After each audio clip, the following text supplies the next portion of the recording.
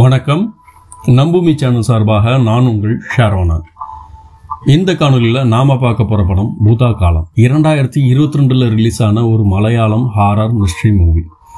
இந்த படத்தை பற்றி விரிவாக பார்க்கறதுக்கு முன்னாடி என்னோட இந்த சேனலில் 2 விதமான பிளேலிஸ்ட் இருக்குது. ஒன்று பெஸ்ட் மூவிஸ், இன்னொன்று ஹைலி ரெக்கமெண்டட் மூவிஸ். ரெண்டுலேயுமே அந்த காலகட்டத்தில் பரபரப்பாக பேசப்பட்ட படங்களோட தொகுப்பும், அவார்ட் வின்னிங் மூவியோட தொகுப்பும், top rated IMDb top rated மூவிஸோட தொகுப்பும் கொடுத்துருக்கோம். அதில் உங்களுக்கு பிடிச்ச ஃபேவரட் ஸ்டாரோட படமாக இருந்தாலும் சரி, உங்களுக்கு பிடிச்ச டைரக்டரோட படமாக இருந்தாலும் சரி, பார்த்து உங்களுக்கு எதில் அவைலபிளாக இருக்குது அப்படின்னு செக் பண்ணி பார்த்து மகிழுங்கள். பூதா காலம் 2022 ரிலீஸ் ஆன ஒரு ஹாரர் மிஸ்ட்ரி மூவி. இந்த படத்தோட கதையில் ஸ்டார்டிங்கில் ஒரு வயதான பாட்டி, அதை கவனித்துக் கொள்கிற ஒரு தாய், அந்த தாய்க்கு பக்கபலமாக இருக்கிற ஒரு மகன். இப்போது மகனுக்கு வேலை இல்லை, ஆனால் அவனோட தாயோட நிர்பந்தம் காரணமாக அவங்க வெளிநாட்டுக்கோ வெளியூருக்கோ போக முடியல, உள்ளூர்லேயே வேலை தேடிட்டு இருக்கான். அந்த அம்மா சப்போர்ட் யாருமே கிடையாது, அந்த அம்மா மட்டும்தான். ஸோ தாயும் கவனிச்சுக்கணும், அவங்களும் வேலைக்கு போகணும். இப்போது இந்த சூழ்நிலை காரணமாக அவங்க மன அழுத்தத்தின் காரணமாக நிறைய மாத்திரை எடுத்துக்கிறாங்க. அவங்க அம்மாவை அடிக்கடி கவனிச்சுக்கணும், மகனோட செலவையும் பார்த்துக்கணும், வீட்டோட செலவையும் பார்த்துக்கணும்.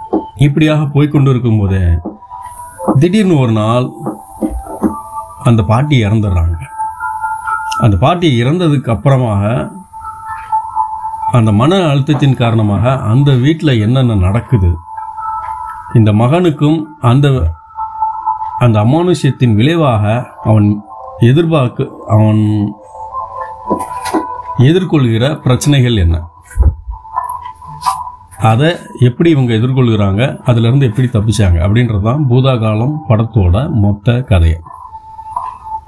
இந்த படத்தோட மிகப்பெரிய ப்ளஸ் டைரக்டர் ராகுல் சதாசிவன் அவர்கள். இந்த டைரக்டரோட பேரை நீங்கள் கண்டிப்பாக கேள்விப்பட்டிருப்பீங்க. சமீபத்தில் ரிலீஸ் ஆன பிரம்மயுகம் படத்தோட டைரக்டர். இவரோட 3வது படம் தான் பிரம்மயுகம், 2வது படம் பூதா காலம், ஃபர்ஸ்ட் படம் ரெட் ரைட். ஆரம்பத்திலிருந்து முடிவில் ஒரு 10-15 நிமிடத்திற்கு முன்பாக வரைக்கும் ஸ்லோவாக போகிற கதைக்களம் அமைக்கப்பட்டிருக்கு. கடைசி 10 நிமிடம் அந்த ஹாரர் எலிமெண்ட்டோட, அதாவது ஹாரர் எலிமெண்ட்டோட மொத்த ஹாரர் எலிமெண்ட்டையும் அந்த ஒரே ஒரு 10 நிமிஷத்தில் நம்ம பார்க்குற மாதிரி அமைக்கப்பட்டிருக்கு கதைக்களம். சின்னதாக இருக்கிற அமானுஷ்யங்கள், அதை பார்த்து பயப்படுற பையன் அதுக்கப்புறம் வீட்டுக்கே வராமல் இருக்கிறாரு, அதுக்கப்புறம் வர்றாரு, அதன் மூலிமா அவருக்கு ஏற்படுகிற பாதிப்பு, எதை பார்த்தாலும் பயம். நின்றுக்கிட்டே அந்த பயத்தினால பேண்ட்லேயே அசிங்கம் பண்ணுற அளவுக்கு அந்த பயம் அவனை தொத்திக்குது. அதுலேருந்து மீண்டு வர்ற கதாபாத்திரம் அந்த கதாநாயகன்.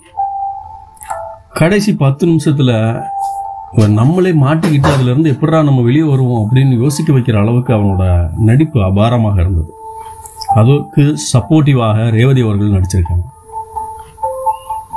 ரேவதி அவர்கள் நடிச்சிருக்காங்க அப்படின்னா அந்த பையன் கேரக்டர் ஹீரோ அந்த கதைக்களத்தோட வாழ்ந்திருக்காரு அப்படின்னு சொல்கிற அளவுக்கு நடிப்புத்திறமை இருந்தது.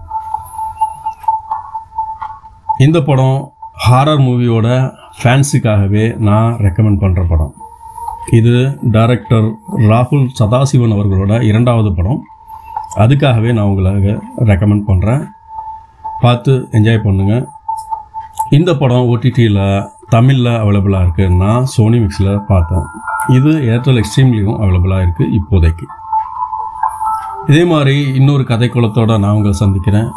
மறக்காமல் இந்த சேனலுக்கு உங்களோட சப்போர்ட்டை வெளிப்படுத்துங்க. நீங்கள் கொடுக்குற சப்போர்ட் லைக்காகவோ கமெண்டாகவோ சப்ஸ்கிரைபாகவோ எதுவாக இருந்தாலும் எனக்கு மிகப்பெரிய பலத்தை தரும் அப்படின்றத மறந்துடாதீங்க. நன்றி. ஜெய் ஹிந்த்.